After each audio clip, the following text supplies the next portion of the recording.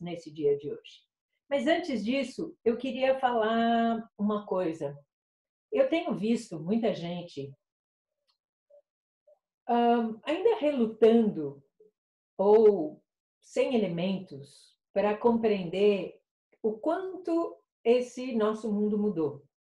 E isso é provavelmente porque a gente tem uma dificuldade em lidar com o tempo, né? Por exemplo, a gente sabe, todo mundo sabe que vai morrer, mas a gente age como se nunca fosse morrer. E a gente não entende muito o tempo das coisas. Esse é o desafio, por exemplo, de trabalhar com futuro e inovação, porque a gente tende a achar que as coisas serão sempre da mesma maneira. E não, elas mudam. Então, a gente está usando uma metáfora que é, por exemplo, o parto, né? Então, a gente tem autonomia e a gente pode escolher o tempo e o ritmo de querer namorar ou não. Aí a gente fica aqui, fica ali e tal. Daí começa a namorar. Aí começou a namorar, a gente pode escolher, tem um tempo e um livre-arbítrio de escolher o quanto quer ou não engravidar. Depois que você engravida, o seu livre-arbítrio começa a diminuir. Mas, de toda maneira, você tem 9 meses ou 7, se for uma surpresa, para se preparar, para ir entendendo as transformações e tal. E a hora do parto, aí não tem mais, não tem, não, peraí, ainda não estou preparada, não, segura mais um pouco, não, agora, é já. E a gente tem muita dificuldade, a gente tende a negar esses momentos em que é o já. E aí, o que acontece? Depois que pariu, sua vida mudou, certo? Então, por exemplo, você pode não gostar de acordar de noite. Depois que você tem filho, você vai acordar o que precisar. E tem um monte de coisas que a gente tinha uma maneira de fazer, que a gente tinha escolha sobre essa maneira de fazer, e que depois de alguns eventos muito importantes, como, por exemplo, um parto ou uma pandemia, a gente não tem mais a escolha. A gente tem que entender que o contexto mudou. E que se a gente gosta ou não de algo, a gente precisa desse algo. Por exemplo, nós aqui no virtual. Eu não gosto da relação virtual. Pois é, e aí, como que vai fazer? Então, a questão é muito importante a gente entender que de vez em quando tem um momento que, pá, é agora. Teve o dia em que quebrou a bolsa na crise de 29. Tem o momento que acontece. A outra dificuldade que a gente tem é que a gente, como espécie, não tem um sentido mesmo, sabe? Como visão, tato, audição, que é um sentido do coletivo. A gente não consegue imaginar o impacto estendido de cada uma das nossas ações e escolhas. Culturas orientais têm um pouco mais. A nossa tem bem pouco. A gente é bem pouco a gente é bem pouco coletivo, a gente é super individualista. Então, sabe aquela coisa de que você para em fila dupla e diz, só eu, um pouquinho aqui, não tem importância, e você não imagina os quilômetros de engarrafamento que se formam atrás de você. Então, nesse momento, a gente precisa desenvolver o nosso sentido coletivo. Então, você vai no mercado e você está achando que você é super Deus e que tudo bem, o vírus não vai te pegar e você chega perto das pessoas. Ou não importa se você está achando que você é super Deus, importa que o outro não quer e não pode ter. Então, você não pode pensar só em você. Não estou preocupado com isso. Você precisa pensar no que o outro. E esse tipo de noção de interdependência e noção de impacto ao longo do tempo e noção da escala, todas essas coisas são um sentido, um tipo de percepção, uma capacidade que a gente ainda não tem e vai precisar desenvolver.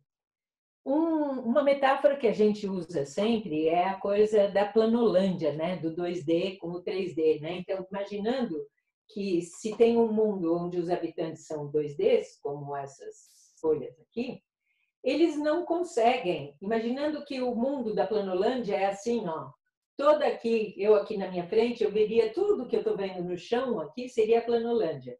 Um planolandense, ele não sabe ver o que acontece com todos os planolandenses, porque ele está na mesma altura, ele não tem a visão do todo. Eu aqui, como estou na terceira dimensão, eu tenho essa visão de todo. E eu consigo ver o que está acontecendo na planolândia toda. Nós agora temos que criar esta capacidade de enxergar o todo, de enxergar no tempo maior do que o presente, de enxergar numa escala maior do que o nosso entorno. E por quê? Porque a rede, a gente está no mundo em rede, a gente viu com que a velocidade com que tudo se espalhou por causa disso, porque a gente circula para lá e para cá. Então, essa habilidade nós temos que ter. Aproveita esse tempo e pensa sobre isso. Como é que a gente desenvolve o sentido do impacto e da interdependência, o sentido do coletivo e o sentido de compreender as coisas no tempo, para a gente dar conta disso. Agora vamos responder perguntas. Se você tiver pergunta, você coloca aí para mim e eu vou acompanhando o que der. Vou dar as boas-vindas aqui para o pessoal que está comigo no Zoom, dizendo que hoje, né, o nosso Zoom é diferente. Vamos ser menos interativos. Quando acabar aqui, se vocês quiserem continuar interagindo aí no Zoom, pode ser. E vamos lá. Então,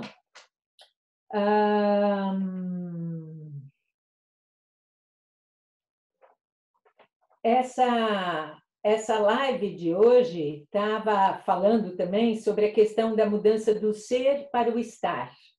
Isso é uma coisa interessante, né? Isso é talvez uma coisa que só tem em português, porque sabe aquela frase do Shakespeare famosa, ser ou estar, eis a questão? Em inglês, to be or not to be, this is the question. Em português é muito legal, porque tem duas coisas, tem o ser e o estar. Se as coisas são, elas são fixas e não tem nada a fazer. Se as coisas estão, elas podem estar de outro jeito. E o que a gente está fazendo é vendo o que pode acontecer nessa mudança de estado, que essa transição provocada aceleradamente pelo vírus nos colocou. Porque eu não sei se compartilhamos da mesma compreensão, mas o que eu percebo é que o Covid foi o detonador de um processo que vinha se dando ar da graça faz tempo, que era o que a gente não tem capacidade sistêmica de lidar com questões sistêmicas, porque a gente não sabe operar sistemicamente. Cambises, o sexto sentido do coletivo, se tem a ver com cooperação? Claro que sim, querido, né? Claro que sim.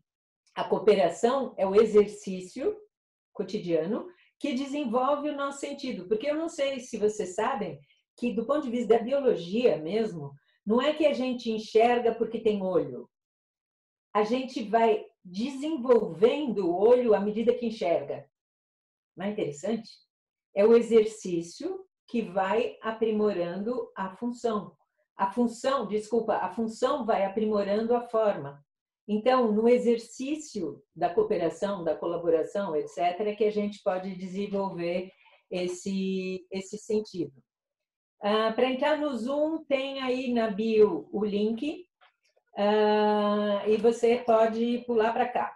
Então, essa questão do ser ou do estar é muito importante. As coisas agora mudaram de estado e nós precisamos acelerar a nossa capacidade de mudar de estado também. Hoje eu vou focar nas perguntas, mas na segunda-feira a gente tem uma outra live às 8 da noite e aí a gente vai falar ainda mais sobre essa questão da colaboração, por que ela é tão chave para agora.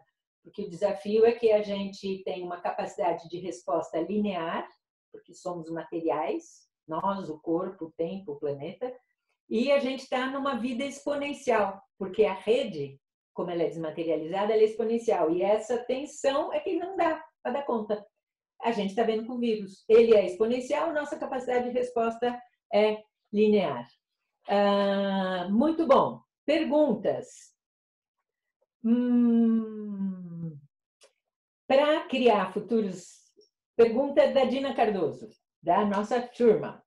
Com você aprendi que para criar futuros desejáveis, precisamos não apenas inovar na tecnologia, mas principalmente mudar de mentalidade. Que recursos você usa no seu cotidiano para trabalhar essa mudança interna e conseguir enxergar diferente? Bom, primeiro recurso que eu uso no meu cotidiano é esse que eu disponibilizei para todo mundo, que é essa questão da jornada do herói. A jornada do herói é uma coisa que eu comecei a trabalhar nos anos 90, quando eu ganhei um prêmio, e ela é esse exercício constante de adaptação e de você saber que não existe o certo ou errado. Existe o adequado num contexto e com qual intensidade. Então, isso é uma das coisas que eu uso no meu cotidiano, é a jornada do herói. A outra coisa que eu uso no meu cotidiano é a fluxonomia, é enxergar em 4D, é em cada coisa enxergar, a gente chama, essa aqui é a gente tem a matriz, né, da fluxonomia, a espiral, que é essa aqui, e eu enxergo o mundo assim. Eu enxergo tudo, eu uso lentes 4D e eu enxergo sempre pensando assim. E terceira coisa que eu uso para poder mudar a mentalidade é o exercício, é a prática. Só a prática da colaboração nos dá, por exemplo, o sentido da colaboração. Só a prática de pensar no todo nos ajuda a isso. Então, primeiro você abre uma portinha com uma provocação intelectual, digamos, um convite ou uma coisa assim, mas a mudança mesmo só se dá na prática. Por isso que nós estamos aqui com todas essas práticas. Segunda pergunta. E se a mentalidade de escassez e competição resistir e perdurar para além da pandemia nas principais instituições, Estado, família e igreja, que estratégias podemos tomar para darmos sequência à realização do futuro desejável? Bom, primeira coisa, essa pergunta da Elo Bueno. Primeira coisa, eu tenho um livro, tenho 2 livros de futuro, né? Esse aqui, O Desejável Mundo Novo, e um novo que ainda não está publicado, porque ele ainda era um pouco disruptivo para o momento, então ele não está publicado. Mas nesse livro a gente diz que o mundo não é o mundo, é o mundos. Porque, repara, não existe o mundo, são muitos mundos simultâneos. Isso eu ouvi uma vez de um arqueólogo, e olha só, a gente vê simultaneamente no mesmo mundo gente vivendo como na Idade da Pedra ou vivendo com um avanço tecnológico do século XXI. Então, Elo, sempre vai ter um monte, é como uma graduação, vai ter um monte de coisas ao mesmo tempo. Agora, repara, a instituição é uma abstração, né? A única coisa que é real são pessoas. Pessoas organizadas em igreja, em Estado, em família. Então, a principal coisa de uma mudança de mundo não é dizer o que eles vão fazer, é dizer o que nós vamos fazer. Você sabe que tudo o que eu faço, acho que é um pouco impulsionado por uma coisa que me intrigou muito quando eu era criança. Meu pai disse uma vez, se todos os chineses pulassem ao mesmo tempo, e na China não duvido que isso seria possível, de sincronizar todo mundo, quer dizer, bum, todo mundo salta ao mesmo tempo, a Terra saía do eixo. Então, sempre me intrigou a potência do coletivo organizado. Então, o que nós vamos fazer, Lô? Você vai perder tempo tentando mudar a cabeça de alguém? Não, querida, não perca. Se junta com quem já tem cabeça feita, já pensa como você, e com essas pessoas você vai fazer, você vai colaborar, você vai trocar recursos não monetários, você vai achar pontos de convergência, você vai construir outras formas de organização. Isso vai dar certo. Aí o teu vizinho que está ali na escassez, na competição e não sei o que, vai olhar e falar, nossa, o que será que aconteceu? Que ela está mais feliz, mais saudável, conseguiu recursos quando eu não tenho, etc. E o exemplo vai fazer com que você se transforme. Então, lembra, isso é a primeira coisa que a gente sabe em estudos do futuro. A melhor maneira de mudar um paradigma não é lutar contra, é criar outro novo. Vem para cá, vamos criar outro junto, é isso que a gente faz com a fluxonomia, não somos os únicos, já está criando os novos mundos. Terceira pergunta, como ativar moedas sociais? Por onde começar? Tem que ter uma comunidade extensa? O Chuck que está aqui com a gente, inclusive, no Zoom. Chuck, depende. Por exemplo, já houve moedas sociais aqui neste grupo que está aqui no Zoom. Uma pessoa quebrou o celular e ela não estava podendo ter o celular. No contato com uma pessoa que ela nunca tinha visto na vida, ao acaso, porque a gente estava juntos aqui numa interação, acabou que ela ganhou um celular. Houve um fluxo de recursos não monetários em torno do quê? A primeira coisa que a gente precisa, e é a coisa que organiza todas as outras, é uma causa comum. Repara, isso é uma evolução do mundo, né? O mundo antes se organizava nas tribos do mesmo clã, digamos, eu e minha turma. Agora, quem é minha turma? Minha turma é quem acredita no mesmo mundo. Então, você vai atrás, você vai fazer isso não com o seu grupo pequeno do entorno, mas muito com quem é a tua turma. Então, ache a sua turma e isso é uma das principais funções da fluxonomia. Todo mundo que faz formação, que participa das coisas, diz que a coisa mais importante assim que encontrou na fluxonomia foi turma. Agora, o que vai acontecer, Chuck? A gente vai ver agora um crescimento de novas moedas.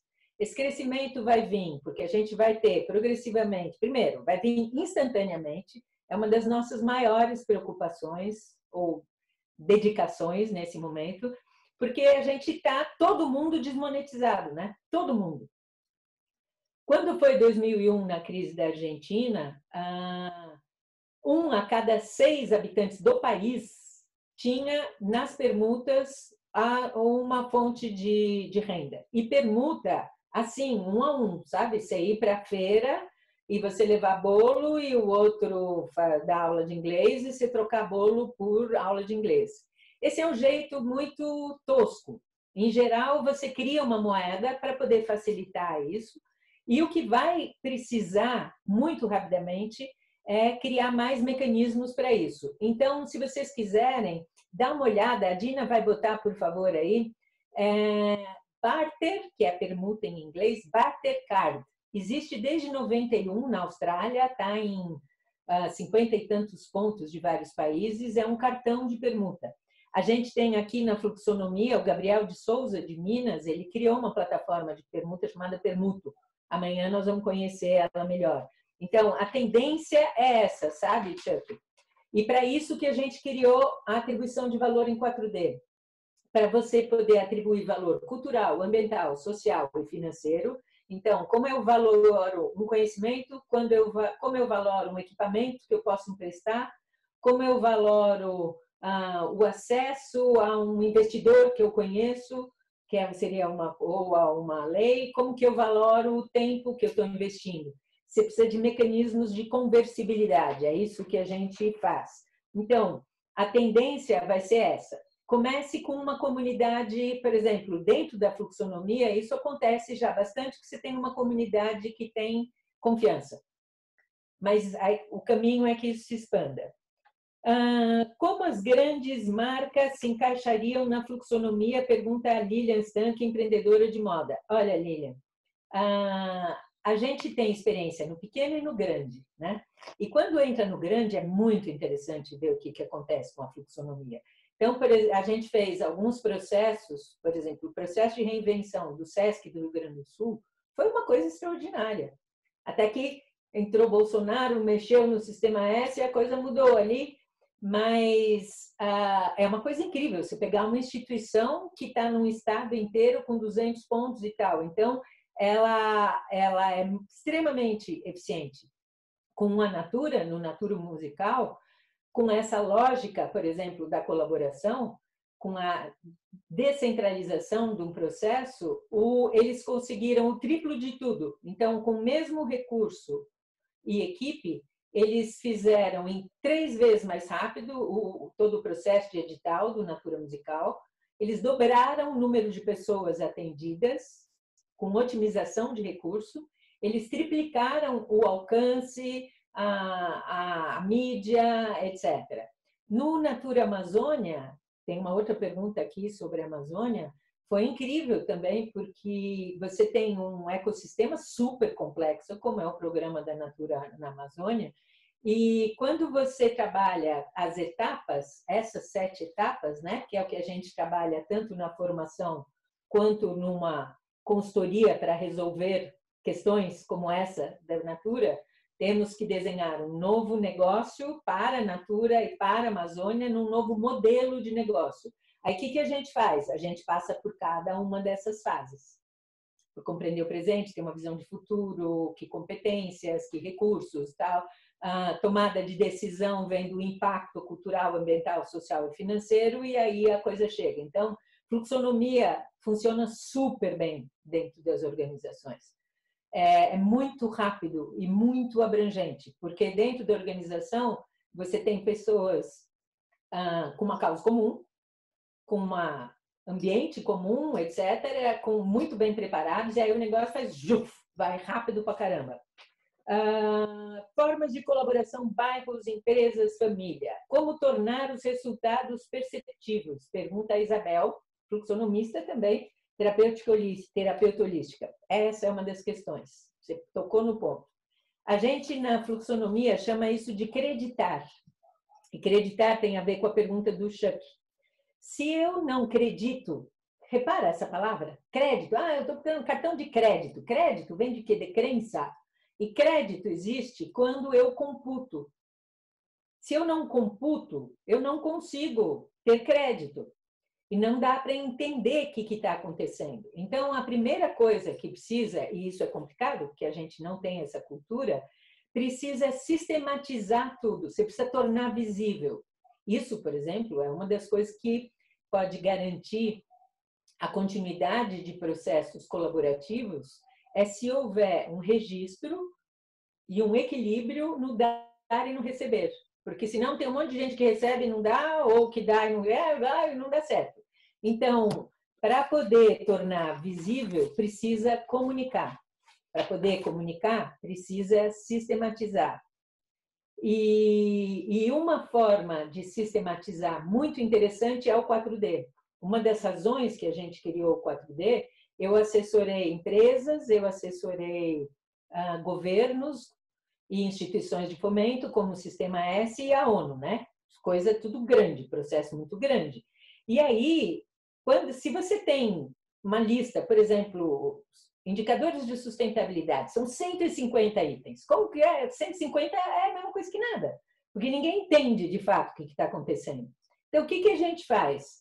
A gente pega, por exemplo, esses 150 e organiza em 4. Os indicadores culturais, os ambientais, que não é só de natureza, é de infraestrutura também, os sociais, que é de coletivos, organização, tudo aquilo que organiza as pessoas, e os financeiros. E aí você consegue enxergar todo o fluxo. Você vê, por exemplo, aqui tem muito no cultural e não tem nada no financeiro, ou tem muito no cultural e não tem na infraestrutura, então esse cultural não flui. Então, as lentes do 4D são lentes que ajudam a estruturar o processo, compreender o processo, fazer o processo e mostrar o resultado do processo, tudo dentro de uma mesma lógica, porque normalmente essas coisas são você tem uma lógica para compreender um conceito, outra lógica para ver resultado, outra lógica para processo, e aí não dá para entender nada, fica muito difícil, né? Outra pergunta: como mobilizar quem está em lugares estratégicos, mas não crê na possibilidade de mudança? Bom, agora nós temos um bom mobilizador de gente em lugar estratégico, porque agora estamos com um problemão, né? E está começando, ainda não está revelada a extensão dessa transição. E que transição é assim mesmo? Volta a metáfora do parto. A hora do parto não é gostosinha, não. Então, a gente vai ter um parto aí de um período que vai ser doído. Então, às vezes, o que acontece? Tem que acontecer alguma coisa que provoca mudança. Mas, mais uma vez, o que provoca mudança é resultado. Não perca tempo tentando convencer ninguém de nada que isso não funciona. faça diferente, meça o resultado e mostre o resultado. É assim que a gente convence. E a gente convence com prática e resultado. E faz e mostra o resultado. Qual o papel da Amazônia, considerando sua influência na medicina da floresta ancestral nessa transição? Pergunta a Lorena Saavedra. Olha, é muito interessante, né, o que está acontecendo agora, porque já imaginou como poderia ser tudo tão mais fluido, mais rápido, se, por exemplo, já houvesse uma integração das várias medicinas? Porque essa questão da medicina, hoje de manhã eu lavava louça pensando nisso. Eu sempre, a fluxonomia, eu busquei informação em tudo que vocês possam imaginar. De simbolismo tradicional à física quântica, a técnicas de gestão descentralizada, tudo que vocês puderem imaginar. Por quê? Porque eu sempre tive muito claro que não, cada ponto de vista e cada método e cada olhar, ele revela um pedaço de uma verdade comum. É como se fosse uma casa. Imagina uma casa que tem janela na volta inteira. Eu, dessa janela, vejo uma árvore e um pedaço de cerca. O da outra janela pode ver um cavalo. E aí eles vão brigar para sempre. Dizer, não, o mundo lá fora é uma árvore e uma cerca. E o outro diz, não, o mundo lá fora é um cavalo. E os dois são reais. Existe uma árvore e uma cerca, existe um cavalo. São pontos de vista diferentes. E se a gente tenta ver o que cada janela está vendo, aí a gente tem uma ideia melhor do que é o mundo lá fora, em vez de ficar brigando se o mundo é árvore ou é cavalo. E é isso que a gente faz. Na medicina, então, imagina, você tem medicina ayurvédica, quantos milhares de anos? Medicina chinesa, quantos milhares de anos? Medicina tradicional de povos indígenas e medicina alopática. Qual é o melhor dos mundos? Juntar tudo. É péssimo quando cada um acha que a sua janela de compreender medicina é a janela certa. Então, existem neurotransmissores que a medicina alopática vê, claro. E existem meridianos? Sim. E existe não sei o quê. E aí, a hora que juntar isso tudo é que vai ser muito melhor. Então, isso é um fractal de uma questão sistêmica que a gente tem, que é a incapacidade de juntar coisas, de convergir. E isso se torna mais agudo ainda na rede, porque a rede ela é totalmente dispersa, né? A gente vê nós como estamos completamente dispersos. Então, a força da rede está quando converge, quando a gente vai todo mundo junto. Por exemplo, quando a gente assina abaixo assinado, como tem um monte, ou quando a gente vai lá e dá o nosso palpite em relação a coisas que estão propostas no Senado, ou quando a gente se mobiliza para fazer ou não alguma coisa. Então, voltando à Amazônia, pensa o seguinte, Amazônia. Quem vai resolver o problema da Amazônia? Dá para dizer ou fulano, ou beltrano, a área tal, é o governo, ou são as lideranças indígenas, ou é a Natura, ou é a ONU, ou é a. Não. Só dá para resolver juntando todo mundo. Ou seja, esse momento nosso, o que ele nos obriga a pensar é que não dá mais. Vocês sabem, quem já viu qualquer coisa de fluxonomia, a gente começa dizendo, não dá mais, o século XXI é o século do fazer junto. Não tem como, não há solução possível.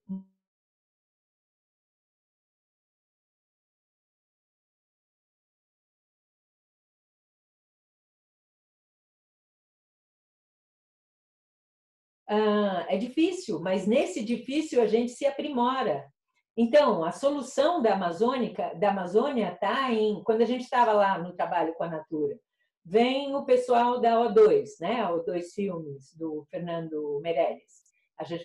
Maravilhosos, foram lá fazer uma plataforma de divulgação de causas amazônicas. Aí tem, quando é para ir para a ONU, quem vai para a ONU? A Luciana, da Natura, é incrível, porque ela tem uma base para falar que é impressionante.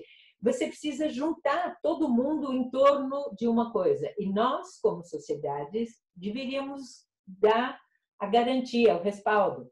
Nesse ano, por exemplo, a gente viu ruir boa parte das conquistas das políticas e das infraestruturas de proteção da Amazônia.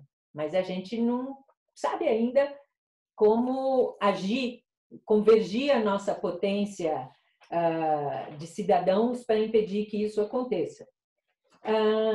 Carlos José, professor, fez uma pergunta ótima.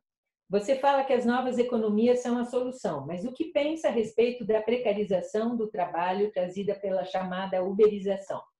Então, vamos lá. Primeiro, vamos compreender várias coisas. Primeira coisa, diferenciar o que de como. O que quer dizer isso? Um o que, compartilhamento de carro, é um o que super legal, excelente.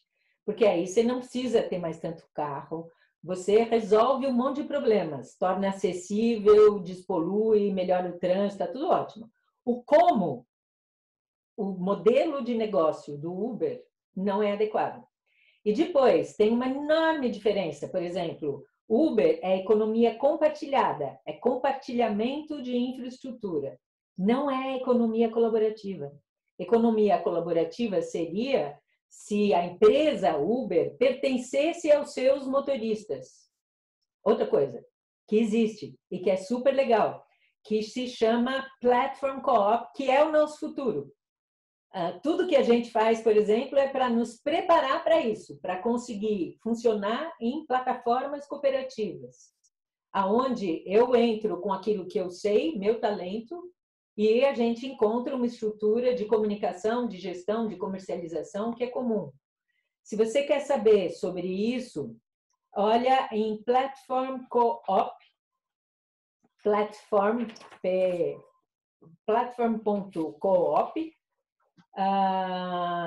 e vou compartilhar aqui a tela para quem está aqui no Zoom, que eles vão poder ver um pouquinho. Cadê aqui?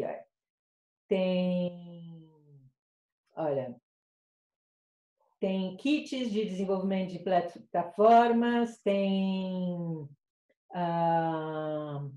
um monte de coisa. Olha, aqui tem o consórcio, tem muitas coisas interessantes, e eu tenho um amigo que é o cara mais legal do mundo, que se chama Michel Bauwens, vai estar escrito aí também, e ele é um especialista nisso, da P2P Foundation. O que é um exemplo de economia colaborativa mesmo?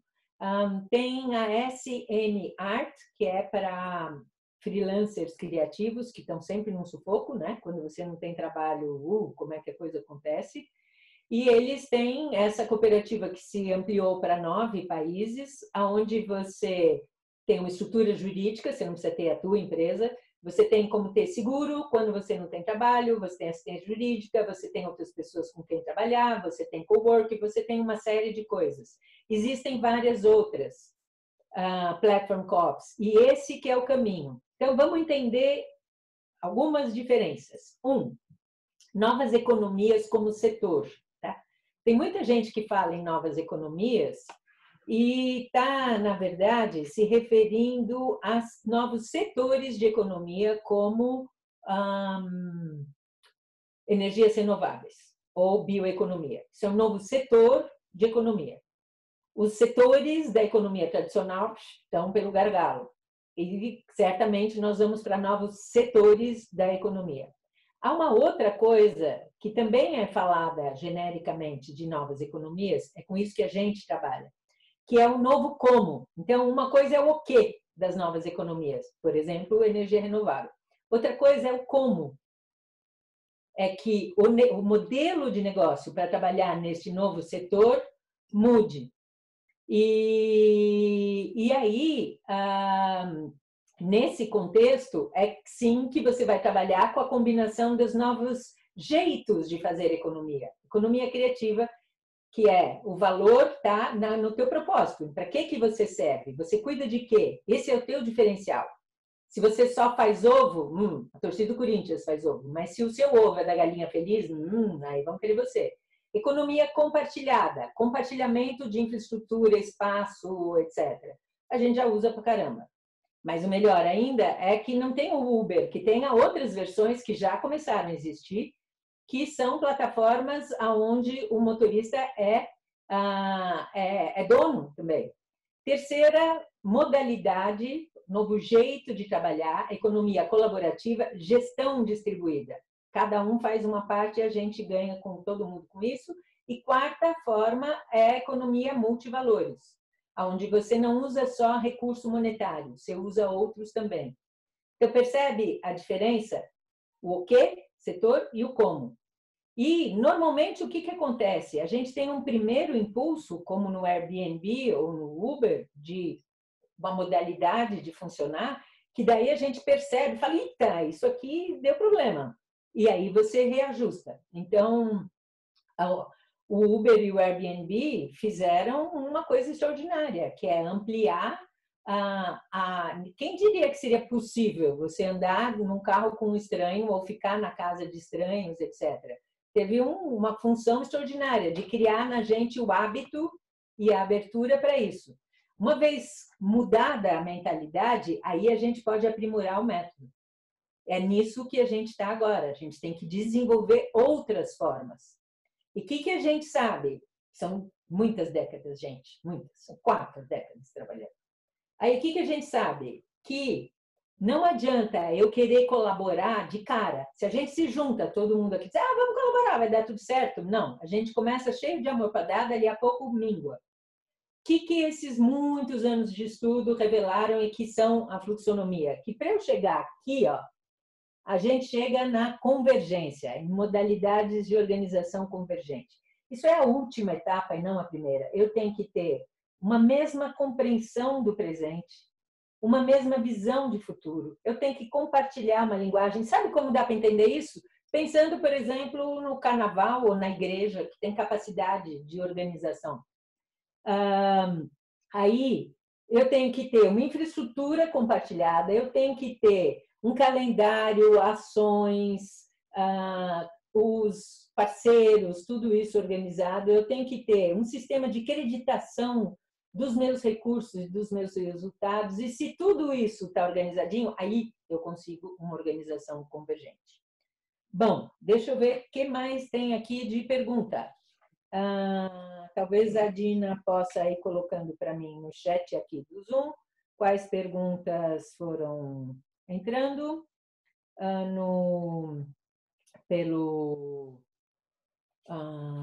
aqui pelo... eu posso mexer aqui, vamos ver. Que tinha uma pergunta que era sobre o tempo. Pois é, essa questão do tempo. O tempo, para a gente, né? Não só para a gente, né? Na economia em geral, o maior valor é o tempo. O tempo é o único recurso que não se esgota, mas multiplica com o uso. E ele não é computado.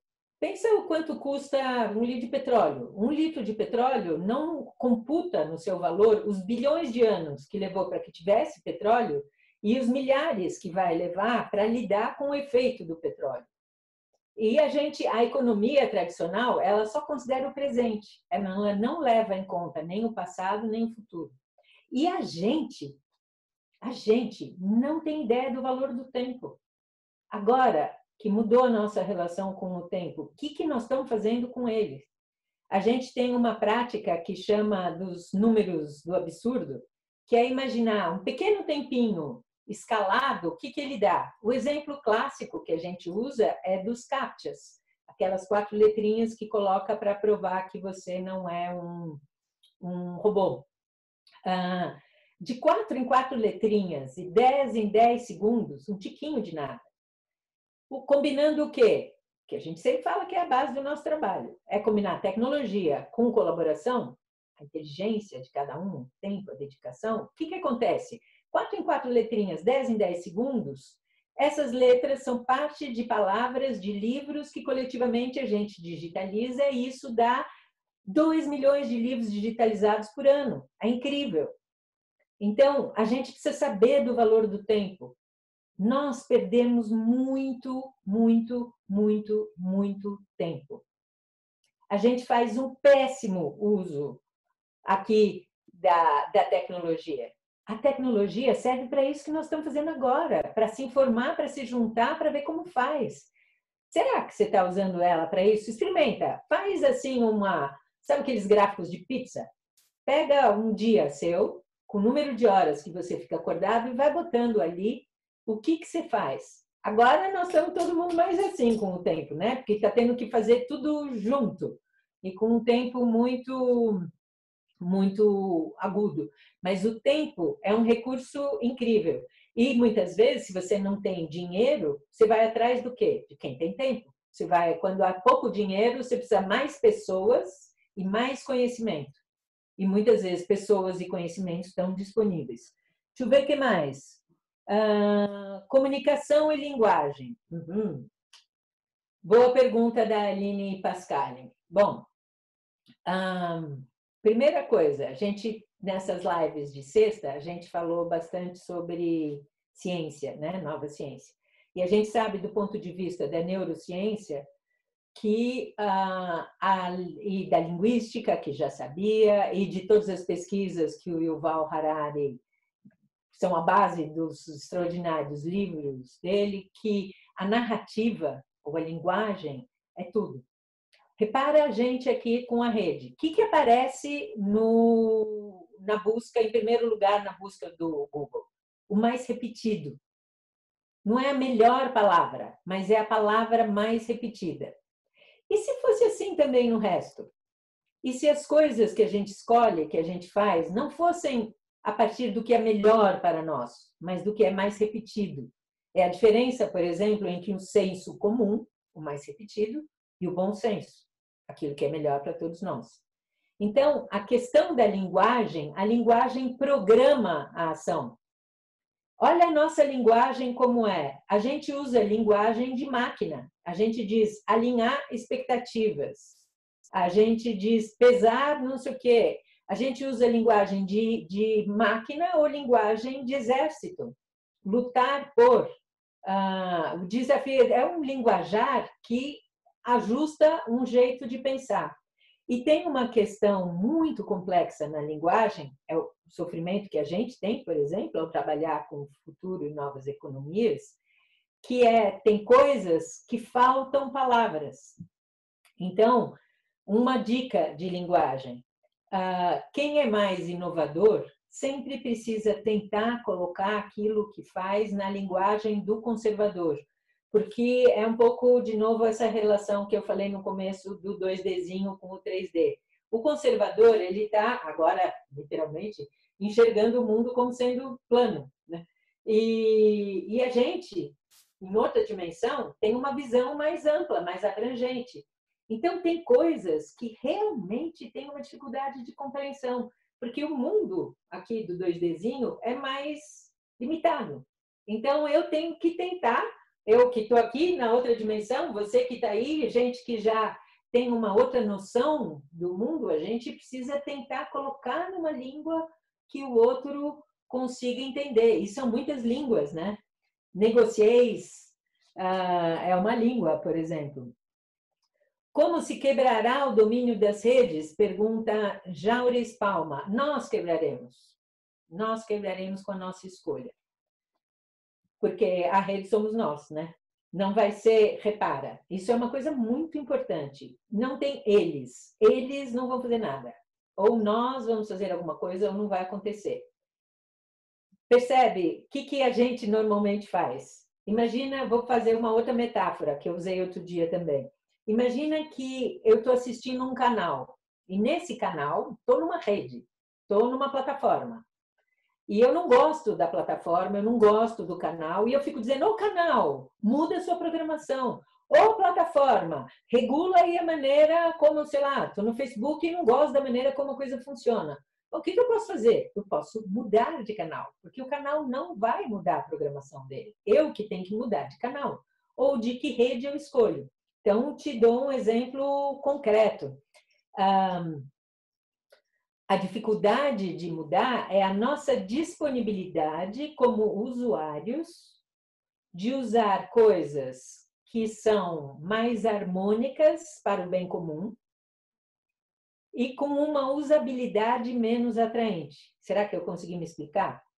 Quem vai conseguir fazer uma plataforma mais mega power do que o Facebook ou o Instagram? Não vai. As nossas serão toscas, porque nós não temos milhões por trás. Mas pode ser que as nossas toscas sejam mais eficientes para aquilo que a gente quer para o bem comum. Então, a gente, há muitos anos atrás, usava uma plataforma que era maravilhosa, que chamava N-1, que foi criada depois do 15M, do Occupy, que era uma plataforma criada para organizar coletivos. Era maravilhosa, era muito boa. Tinha wiki para poder juntar ali toda a informação disponível, tinha agenda, tinha fóruns de discussão e tal. A interface dela era tosca, ela era funcional, ela não era feita para ser sedutora, ela era feita para ser funcional. Você entrava nela e demorava mais, porque era uma coisa feita por ativistas, não era uma coisa feita por acionistas. Então, a gente precisa estar disposto a usar coisas melhores, como para quê e por quê, e piores do ponto de vista de usabilidade. Um exemplo, eu compro no mercado, no Instituto Baru, que tem aqui do lado, que faz essa ponte direta de produtores orgânicos. E põe um valor e está lá, o preço real, e eles põem 35%, que é o custo de manutenção do processo. Quem me atende? Quem atende é jornalista, sei lá o que eles são, que eles criaram, o Instituto Baru. A experiência do Instituto Baru é completamente diferente do supermercado. Eu entro e não tem a climatização, a musiquinha, o carrinho, o leitor de código, a caixa treinada, não sei o quê. Então, eu tenho que saber que eu tenho que levar minha sacola, que a fruta não vai ser tão linda assim, bonitinha, vermelhinha, como a cheia de agrotóxico, que a pessoa que está na caixa vai demorar mais do que a caixa, porque ela não é caixa, ela é jornalista, que está ali por uma causa e assim vai. A gente precisa ter essa abertura e ver o que importa. Então, qualquer coisa, antes a gente precisa perguntar para quê? Por quê? Para quê? Para quê? Por quê? Por quê? Por quê? Por quê? E se vincular nas coisas que têm propósito. Vamos ver o que mais. O que fazer quando o Covid chega junto com a hora do parto? Bom, Denise, chegou para todo mundo, né? E olha só que momento. Você e outros, eu conheço outras pessoas também que estavam com mudança no caminhão, etc. As coisas, a gente demorou, né? A gente demorou. A gente demorou para entender que tinha que fazer diferente. É como se chegou o parto e a gente, enquanto estava grávido, fez de conta que não estava. Esse é o problema. Nós passamos 9 meses da gestação do outro mundo desconversando e tratando muito mal o nosso bebê, inclusive, no fazer de conta que não está grávido. A gente não se alimentou direito para cuidar do bebê, a gente não teve a pausa, ou não sei o quê. E, de repente, opa, pari, as coisas não era anunciado para quem sabia ler, de que o Galiano fala, né? A capa do Desejável da edição antiga era uma grávida com, depois a Dina pode até botar aí se tiver perto, era uma grávida de outro mundo em 2012. O que acontece é que agora a gente tem que organizar o avião em pleno voo. O que faz? Você tem um tempo e uma energia. Ou você usa ela em ou você usa ela em dizer, bom, o que faremos? Então, primeiro, por isso que a gente começa com o herói do século XXI, para a gente ter estrutura. A primeira coisa, a gente precisa se cuidar. Não dá para se dar ao luxo em relação à própria vida e à vida do coletivo de estar freaking out, não dá. Então, prumo para poder ter um sistema imunológico melhor, para poder tomar decisões melhores, tal, e depois é se juntar. E a chance, a coisa, para qualquer coisa que qualquer pessoa me perguntar, a minha resposta vai ser a mesma. A gente tem que fazer junto. Isso é a chave do século XXI, isso é a chave da própria evolução da vida. A vida sempre vai no sentido de organização mais complexa. Você tem átomos que se organizam em moléculas, que se organizam em graus de complexidade. Você tem tribos que se organizam em vilas, que se organizam em cidades, que se organizam em nações, que se organizam, e assim vai indo. Sempre é um grau maior de complexidade. E a gente vai ter que aprender a se organizar, não como um indivíduo que faz só o que é bom para si mesmo, com as suas escolhas e tal. Eu com a minha empresa, eu com a minha escolha, eu com o meu, mas a gente vai ter que aprender a dizer, bom, como é que nós vamos organizar o nosso? Para isso que a gente existe. Com ferramentas de como fazer isso. A economia tradicional ensina a cada um. A Carol, entendi. A economia tradicional diz que o sucesso é quando você ganha dinheiro. A fluxonomia, o que a gente diz? Olha, a gente na fluxonomia diz que, você precisa de dinheiro, claro, porque, na verdade, pensa o seguinte, sucesso é autonomia, né? É você conseguir existir. Sem dinheiro, difícil ter autonomia. Você sabe disso, você trabalha com empreendedorismo feminino e a questão do dinheiro para a mulher é muito importante, porque ela não pode não ter autonomia porque ela não tem dinheiro. Isso não pode acontecer. Ela precisa ter o dinheiro para ser autônoma. Mas autonomia não é apenas dinheiro. Autonomia é eu ter conhecimento, é eu ter saúde, é eu ter apoio de relações, é eu ter compreensão das coisas, é eu ter tempo, é eu ter afeto, é um monte de coisas. Então, o que a gente precisa é ressignificar a ideia do que é resultado. E não são coisas excludentes. Não é que é não ter resultado monetário. Claro que tem que ter resultado monetário, mas não apenas. Você tem que usar recursos e gerar resultados na dimensão cultural, dos valores, do conhecimento, na dimensão ambiental, da saúde física, da estrutura tecnológica, cidades, etc., e da natureza, na dimensão social, na nossa forma de se relacionar, na forma de se organizar, na forma de decidir para o coletivo, e na dimensão financeira, além da monetária, com a questão do tempo. E aí é muito importante que as tuas empreendedoras compreendam isso, porque enquanto elas se sentirem pobres de cultural, pobres de ambiental, pobres de social, elas não vão conseguir ganhar o monetário. Então, essa noção precisa ter. Comunicação narrativa se aprende na academia? Você sabe a resposta. Opa!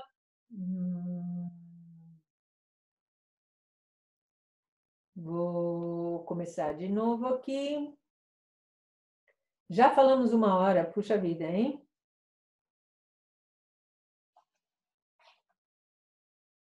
Então, segunda parte aqui da nossa live, continuando.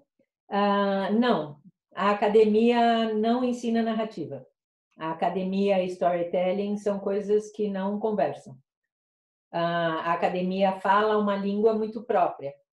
E é uma pena o que está acontecendo com a academia, porque a academia deveria estar estudando todos esses processos. A gente fez um mapa até de quem está pesquisando e usando as nossas coisas de novas economias de futuro no seu trabalho, porque é muito importante isso. A academia tem que estudar os processos. Lembra que lá no começo a gente falou como é que narra resultado? Para narrar resultado, você precisa ter sistematizado, creditado, digerido. Quem tinha que estar fazendo isso? A academia. Então, você, Carol, por exemplo, você está com um coletivo de 300 mulheres empreendedoras, Goiânia e Anápolis. Você tinha que estar sendo estudada pela academia.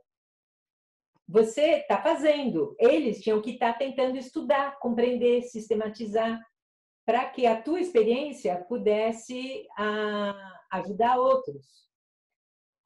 O que mais?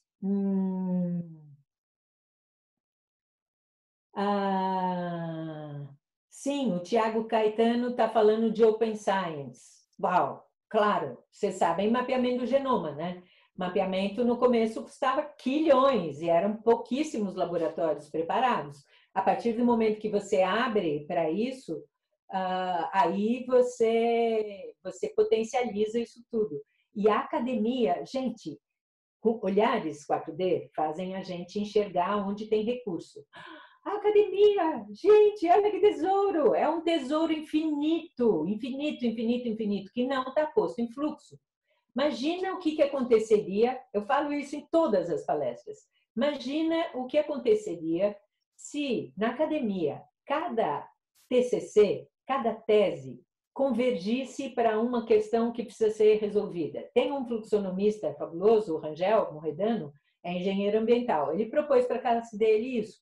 Ele falou, em vez de cada um fazer um TCC sobre um tema abstrato, qualquer, que o professor lê, dá uma nota, põe na gaveta e acabou, vamos pegar uma situação real de um lugar que precise de uma solução e o TCC de cada um pega um aspecto e o final, nós 30 aqui, teremos uma solução para esse lugar. Vocês já imaginaram se fosse assim com todos os TCCs? Se a Carol chegasse na universidade e dissesse, olha, pessoas da psicologia, da economia, da comunicação, eu tenho aqui 300 mulheres. Você, que é administrador, você não quer vir ver como é que administra aqui? Você, que é psicólogo, como é que trabalha o fortalecimento? Você, que é comunicador, papapi, papapã. Então, isso, o que é muito interessante que vai acontecer agora, gente, a gente vai ter que ser capaz de identificar onde estão os recursos e colocar eles no fluxo, assim. Pois é, o Tiago Caetano falando dos respiradores, é muito bom. Outro dia eu vi uma coisa que era o Portal do Técnico, e era uma gambiarra brasileira maravilhosa, que os caras fizeram um respirador de R$100, totalmente gambiarra, maravilhoso. E agora, imagina, deve ter muita open science convergindo para o Covid, e ao mesmo tempo deve ter muita closed science, para ver quem que vai matar a charada e vender a vacina, vender o respirador e tal, que é esse tipo de mentalidade que é muito complicada.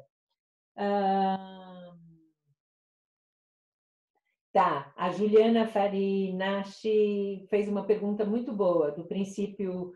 Uma das coisas, não sei se vocês todos conhecem as leis sistêmicas. Eu trabalhando com colaboração, trabalhando com cooperação internacional, trabalhando com tal, eu olhava umas coisas que eu não entendia. Uma das principais coisas é que eu percebia que quanto mais você ajuda, que é uma palavra terrível, mais você enfraquece. Então, por exemplo, trabalhar com cooperação internacional, quanto mais você dá e o outro não dá nada em troca, pior fica e as pessoas ficam agressivas. É por isso que toda a questão de filantropia tradicional é muito pouco efetiva. Aí eu falo, mas não estou entendendo isso aqui. Ou você dá bolsa. Isso é um estudo. Assim, a maior parte das pessoas que recebem bolsa é uma exceção quem continua. 95% não continua e são os que mais causam problemas. Fala, não estou entendendo, o cara tem uma bolsa, como que é? Por que é isso? Eu tive que estudar. Primeiro me tratar, depois estudar com a inteligência sistêmica organizacional, que diz 3 coisas. Todo mundo precisa ser incluído, sim. Mas se honrar a raiz, segunda lei sistêmica, honrar o que veio antes, e terceira lei sistêmica, equilíbrio no dar e no receber. Qual problema nós temos agora? A segunda lei sistêmica, ela pode ser traduzida de uma forma simples, que é, antes de você fazer qualquer coisa, vai lá ver quem já fez e não reinventa a roda. Nós somos os reis de reinventar a roda. E tem uma coisa geracional muito grande nisso. Millennials são super reinventores de roda, porque todo mundo é gênio, todo mundo já sabe a solução, todo mundo quer ser a cara que resolveu a parada, e ninguém senta e vai ver o que tem. Então, a primeira coisa que tem que fazer é ver o que tem. Para eu ver o que tem, e para eu poder aprender com o que já existe, eu preciso o quê? Eu preciso de uma segurança pessoal de saber que isso não tira a minha autoridade, a minha força, tal. Eu olho e falo, pô, isso que você fez, mas legal, eu vou junto. Eu vou aprender com você, eu não tenho que Isso depende, isso é possível quando há maturidade. E quando há imaturidade, você quer ser o autor, você precisa ser o primeiro, você precisa ser o dono da ideia, se eu vier junto eu vou perder minha identidade, só se eu estiver sozinho eu vou manter minha identidade, isso é coisa de adolescente. E aí a gente, como sociedade, está sendo forçado a esse amadurecimento. O que mais?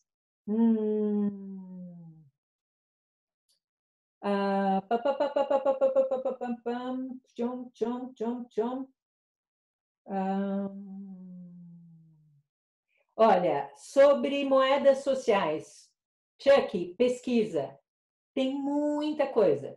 Em 2008, a gente fez o movimento Crie Futuros. Esse movimento Crie Futuros tinha alguns eixos. Um dos eixos era novos bancos e moedas. Isso em 2008. 12 anos. Tem muita coisa. Pesquisa o que já tem e vai junto. Tem uma das maiores especialistas nisso no mundo é uma brasileira que mora na Europa, que trabalhava na Argentina também, ela se chama Heloísa Primavera, dá uma pesquisada. Ela tem uma cartilha de como fazer trocas e moedas sociais, que é... meu Deus, agora como que chama o projeto dela? Dina tem a memória mais incrível do mundo. Se você lembrar, coloca aí, senão a gente dá um Google, Heloísa Primavera, e o instituto dela que tem a cartilha. O Fora do Eixo, que deu a origem ao Mídia Ninja, tem ferramentas incríveis de trocas de moeda. Um dos caras que mais entende de troca de moedas é um brasileiro, Joaquim Melo, do Banco Palmas, que foi um dos primeiros bancos de trocas de moedas criados. Aqui na comunidade da fluxonomia, o Gustavo, ele é do Blockchain Research Institute do Brasil, e ele sabe muito sobre novas moedas no blockchain, porque isso é a próxima coisa que vai acontecer, vai ser a tokenização. O que quer dizer isso? O tempo que você dedica a qualquer coisa, a sua reputação, os dados da sua saúde, qualquer coisa que você quiser, pode ter um valor atribuído e pode ser tokenizado para virar um valor de troca. E isso é possível de fazer no blockchain e, melhor ainda, na versão mais interessante do blockchain, que é o holochain. Que mais tem de perguntas? Tiago Caetano, com os millennials na área da educação básica e universidades. Pois é. Precisa fazer coisas multigeracionais. Agora, sabe o que eu tenho observado, Tiago? Os millennials chegam uma hora que eles percebem que eles não avançam, porque eles pulam para lá, pulam para cá, pulam para lá, pulam para cá, pulam para lá, pulam para cá, pulam para lá, pula, e depois de 10 anos aconteceu o quê? Não muita coisa. Então, eles estão sacando que precisa focar um pouco e que precisa aprender com outros. Eu tenho visto assim que tem uns millennials que de tanto fazer isso, mais aquilo, mais aquilo, mais aquilo, mais aquilo, mais aquilo, sabe quando você mistura todas as tintas e fica uma cor de burro quando foge? E aí, qual é a coisa também? É a causa. Pensa carnaval, futebol e igreja. Você tem uma causa e uma linguagem comum. Quando é uma causa comum, aí todo mundo consegue convergir e aí o millennial vem junto. E se na experiência também ele vai percebendo que ele não está ameaçado na sua individualidade e potência. Ele está sendo alimentado por uma informação prévia.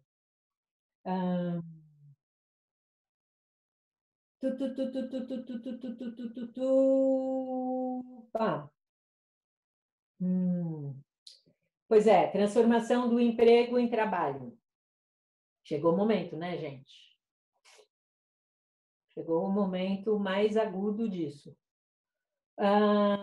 Para que a gente possa lidar com ter menos emprego e mais trabalho, vai precisar muitas coisas. A gente vai precisar ajustar o que de fato importa na nossa vida.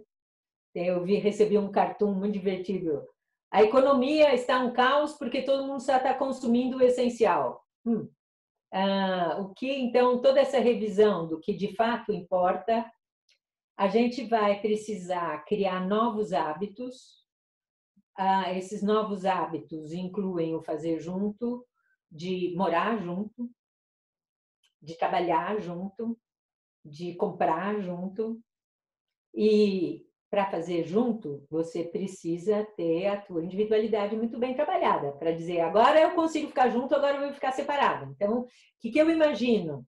A gente precisa de tempo sozinho, né? Morar junto não quer dizer morar naquela república que fica todo mundo amontoado, uma zona tal, mas é você, por exemplo, ter o teu espaço privado e um espaço compartilhado de serviços, de cozinha, de coisas assim, aonde cada um cuida de uma parte, porque cada um ter tudo o seu não vai mais dar.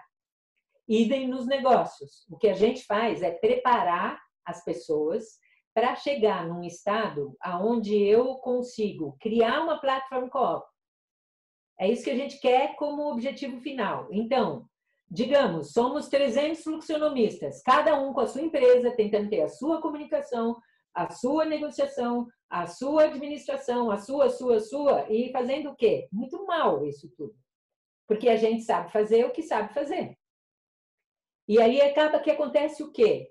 A gente faz 20% do que sabe fazer e gasta 80% do tempo fazendo mal pra caramba aquilo que não é sua praia. Comunicando mal, comercializando mal, administrando mal. Só que tem gente que é especialista em comunicação, especialista em comercialização, especialista em administração. Então, nós temos que criar umas estruturas onde cada um entre com o seu talento ou invento e essa estrutura garanta o todo. Isso é o ideal. Junta todo mundo para fazer isso agora, amanhã. O que vai acontecer? O caos. Como já aconteceu. Quantas ações assim vocês já fizeram uma parte que deram com os burros na água? Eu, umas 100. Foi para isso que a gente criou a fluxonomia, que você vai começando, vai preparando as pessoas para chegar até uma maturidade de poder ser uma célula colaborativa. E isso nós vamos ter que fazer a toque de caixa. Que mais? Obrigada, Delma, que gostou da resposta. E, gente, é mais legal. Pensa o seguinte, a gente aqui com os velhinhos, né? Imagina, cada um tem... A gente está numa idade, como a gente tem filho mais velho, muita gente está com uma coisa que tem que cuidar de um filho pequeno e de um pai idoso. Olha o trampo dos dois lados, e você ainda tendo que criar sua carreira. Tem que dividir, tem que fazer rodízio de filho e rodízio de velho. Um cuida de vários filhos, um cuida de vários velhos. Agora não está dando, que nós estamos em quarentena. Mas vai ser um pouco como a história do bode dentro de casa, sabe aquela coisa do mestre? Que diz, minha vida é um inferno, um inferno, um inferno, o que eu faço? E o mestre diz, bota o bode dentro de casa, porque quando tirar o bode vai ser incrível. Nós estamos com o bode dentro de casa. A pergunta da Mônica, se as comunidades estão mais bem preparadas? Certamente, certamente. Aonde a gente vai estudar quando a gente quer estudar inovação? Em comunidade, em periferias. A gente encontra na universidade inovação do ponto de vista de tecnologia, mas do ponto de vista de processo e relação, você tem que ir para as periferias. A Marlene trabalhou comigo um tempão, pessoa extraordinária, extraordinária, nunca vi ela de mau humor. E a Marlene era assim, ela mudou de casa, dali a 3 dias ela já estava amiga de todo mundo, porque tem que estar, porque ela precisa de ajuda, para quem vai ficar com o filho dela quando ela estiver trabalhando. O que vai acontecer quando chegar a mudança e ela tiver que descarregar o fogão? E vai precisar... Então, a colaboração é uma condição sine qua non, por isso que chama, e chama mesmo, comunidade. E a gente tem que aprender. Tem que aprender. A Juliana também perguntando na educação formal de crianças e adolescentes. Olha, Juliana, se viesse a fada e dissesse que você quer um projeto, vem o gênio da lâmpada e diz um projeto. Esse um projeto é que os jovens criem centros de economia criativa e colaborativa nas escolas. usando a infraestrutura da escola e aprendendo a se relacionar, empreender, criar, etc. E a partir daí a coisa vai espiralando. Eu fiz eu fiz 2 planos nacionais para quando eu estava na ONU, a pedido de agências da ONU e dos governos locais, de Moçambique e de Cabo Verde. O de Cabo Verde foi incrível, porque Cabo Verde é incrível. E o projeto de Cabo Verde, ele se organizava, ele começava todo aí, ele era uma espiral que começava nas escolas e nos bairros e ia ampliando. Então, as crianças e os jovens têm que fazer, têm que produzir, têm que ir coletar informação. Na Bahia, teve, nos anos 90, um projeto maravilhoso do Rui César Silva, chama Instituto... Quem disse que eu vou lembrar? Magia. Instituto Magia. Magia o quê? Magia alguma coisa. Mas põe Rui com Y, César com Z, Silva, Magia, Salvador, você vai chegar lá. Ele fez uma parceria com a Prefeitura de Salvador e aí acontecia o quê? As crianças iam mapear seus entornos, porque ninguém gosta, né? Diz assim, o mundo é legal, mas meu bairro não. Aí vai lá ver e descobre um monte de coisas incríveis. Aí as crianças primeiro descobriam coisas que elas não tinham a menor ideia. Depois elas descobriam, por exemplo, que aqui tem um luthier, aqui tem um músico, aqui tem um espaço de ensaio, aqui não sei o quê, e elas conectavam. E elas começaram a criar empreendimentos nos bairros, a partir do que elas mapearam. É uma coisa impressionante de linda. E... que mais? Viamagia.org, isso aí. A escola é um centro colaborativo. Para aprender isso, né? Na escola a gente vai aprender o que importa. Então, na escola a gente vai aprender o quê? Escolha. Ninguém nos ensina a escolher. Fluxonomia serve para aprender a escolher. E a outra coisa é aprender a operar em grupo e colaborativamente. Bom, é isso. Acho que acabaram as perguntas. Já estamos aqui há 1h30. Então, acho que vamos nos despedindo. Agradecendo. Olha, a Delma está dizendo, tudo que você fez, viveu, foi para chegar até aqui. Delma, você falou de comunidade. A Patrícia, que é também da Fluxonomia, disse que ela ouviu uma senhora numa comunidade falar isso. Nossa, tudo que eu fiz foi para chegar até aqui. Cada um de nós viveu para chegar aqui. Mas sim, Delma, eu vivi para chegar até aqui. A vida inteira era assim, alguma coisa vai mudar, alguma coisa vai mudar, a gente precisa estar pronto, a gente vai mudar, a gente precisa estar pronto, e agora, olha, estamos todos perdidos, é verdade. Mas nós estamos menos perdidos do que a maioria. A gente vem se preparando. A gente sabia que estava grávida. A gente se preparou para o parto. A gente sabia que estava grávida de outro mundo. E a gente se preparou para isso. Então, é muito difícil isso que a gente está vivendo, mas a gente está razoavelmente seguro, o quanto dá para estar seguro surfando um tsunami. Mas a nossa pranchinha, ó, é power. Muito obrigada. Que bom. Mel Bivar, que bom ver você aí. Mel, tá cheio de folhetos aí da Casa Terra aqui para te dar quando a gente se conhecer. Lembrando, então, quem entrou aqui no Zoom, fecho aqui e vou falar com vocês. Se quem é novo, coloca aqui no chat quem é você. Você que está aí, assina a nossa newsletter para saber das atividades todas. Lembrando que tem Jornada do Herói, você recebe a cada dia um áudio, uma missão. Temos grupo de estudos do livro. Vai começar semana que vem mais uma outra turma, de tarde, para poder atender europeu. E você se registra já para começar a receber a série Novas Economias e Futuro, que começa a partir ou do final dessa semana ou começo da outra semana. E se junta aí porque os fluxonomistas estão fazendo coisas incríveis de atividades. Muito obrigada, uma honra ter aqui uma constante de 60 e tantas pessoas aqui e mais quantas somos aqui. Pô, legal, hein? Ter 100 pessoas no domingo de Páscoa aqui pensando no futuro é uma coisa linda. Chega junto e vamos junto. Não vamos perder tempo desentortando banana. Vamos se juntar com quem já quer o mesmo mundo e mandar ver. E estamos aqui para isso. Beijos, obrigada e até já. E deixa teu depoimento aí, por favor, que para a gente é muito importante como feedback.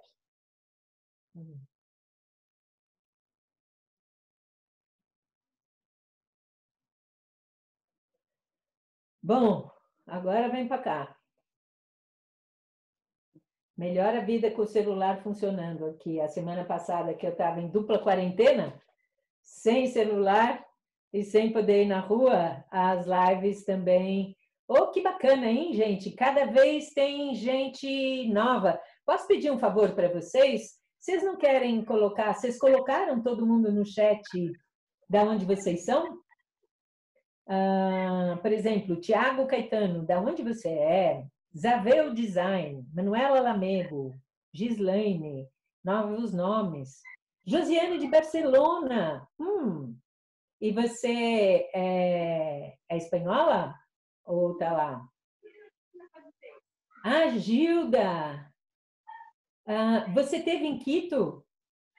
Nesse encontro? Pois é, em Quito, em 2010, o Michel Bauens era incrível. A gente tem muita gente aí em Barcelona, viu, Josiane? Tem um grupo ibero-americano trabalhando com isso. 15 anos aí, uau!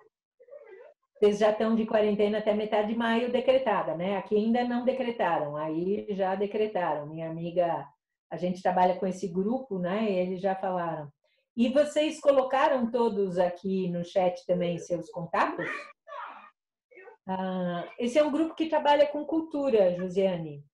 Eles têm uma rede, porque Barcelona tem essa rede de fábricas de cultura, né?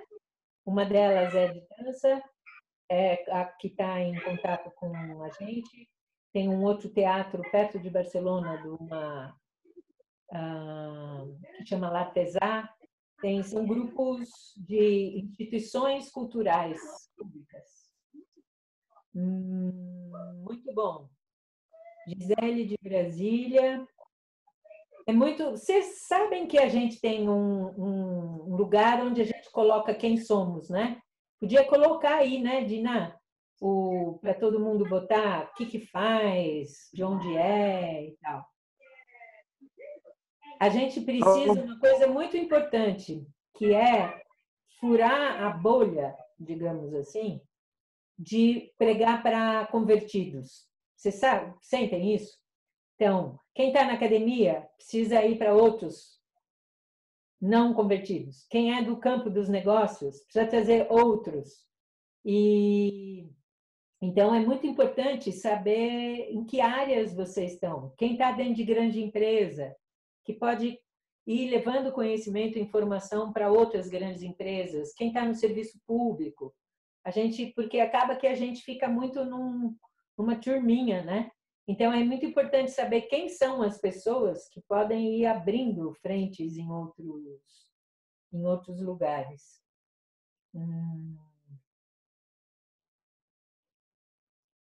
Cadê o chat? Tá. Bom, vocês têm alguma pergunta específica aqui, gente? Ou tá... Para eu ter uma conversinha exclusiva com vocês que entraram aqui, daí a gente encerra, porque ainda nós estamos trabalhando enlouquecidamente, ainda tem que trabalhar um monte. Se não, queria contar que existem grupos de trabalho super interessantes. E a Juliana, o teu grupo, era muito importante saber o que ele está caminhando, porque algumas das coisas que estavam sendo pensadas, a gente achou que era um pouco reinventar rodas, de coisas que já existem, como CSA e tal. Então, mas era um grupo muito bom, que precisaria ver como é que vai ampliando. Olha, a Dina está colocando aqui no chat essa planilha, que é muito importante para a gente saber quem somos. E os outros links também para as coisas. Quem não está fazendo o Hércules ainda? O Hércules é aquela jornada do herói que você... Ou vou mudar a pergunta. Quem está? Quem está faz assim, ó. Ou pega a carinha e põe uma mãozinha aí para eu ver. O que vocês estão achando? Feedback. Quem quer me contar o que está achando?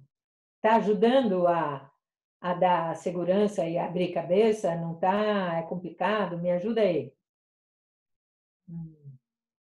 É só abrir o microfone e falar. Quer falar, Ana Paula? Quer falar alguém?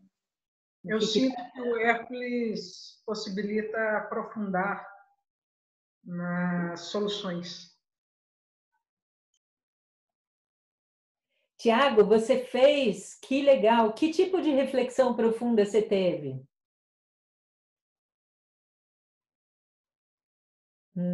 Vocês não querem botar? Porque o bom do chat é que todo mundo pode escrever e a gente lê de todo mundo ao mesmo tempo. Se você quiser contar, Tiago, é super bacana. Você pode abrir o microfone, mas também, se não quiser, escreve. Escreve aí, gente. Depois a gente estuda o que vocês escrevem, o que vocês percebem. Porque o feedback é super importante. Você achou difícil, Tiago? Tá, a Sandra volta nos áudios.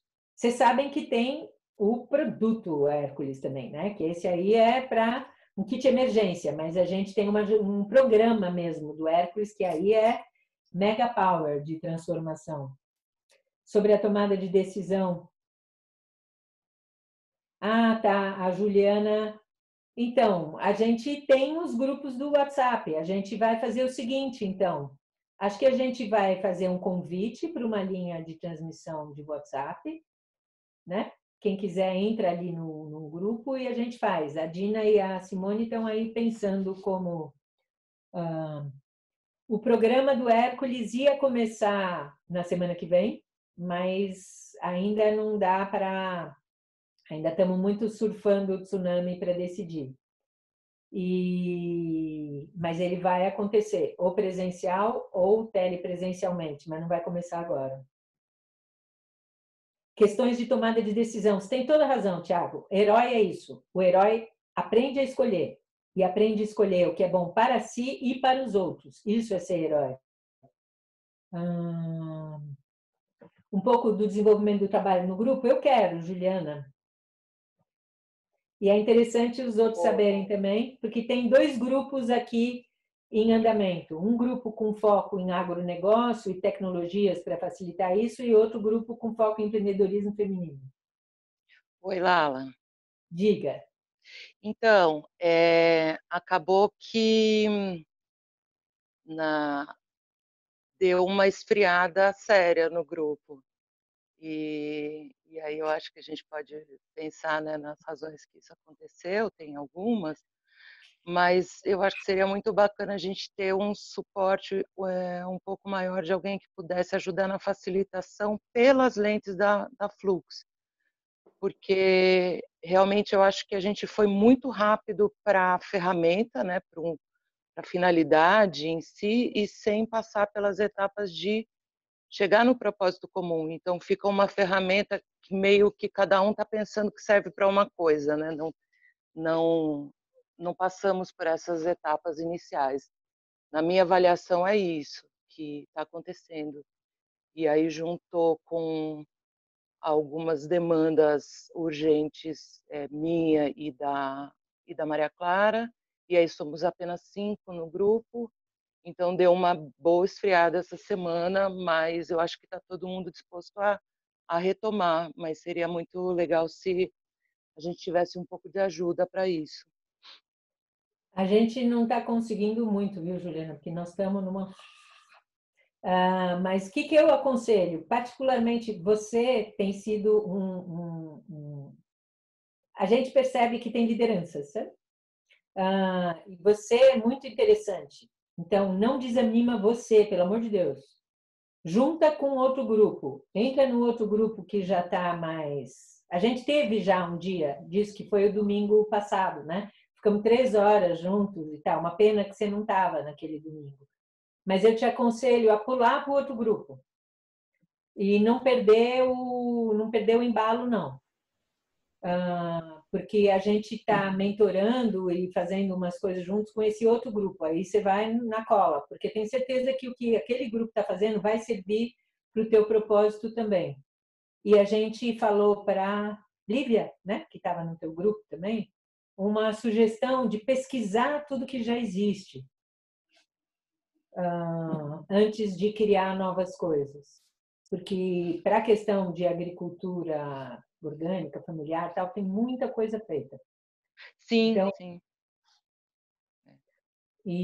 Mas esse grupo que está a Karina, a Carol, a Elaine, é muito interessante, é um grupo muito forte. Eu acho que vai ser legal. Tá bem, obrigada. A Elaine chegou a trocar uma ideia comigo, a gente trocou uma ideia. E é normal que aconteça isso, viu? É normal. Começa 3, segue 1. É assim. Começa 10 pessoas, tem 3. É normal. Gente da cultura para pensar junto. Na fluxonomia tem bastante, porque tem uma questão super séria aí.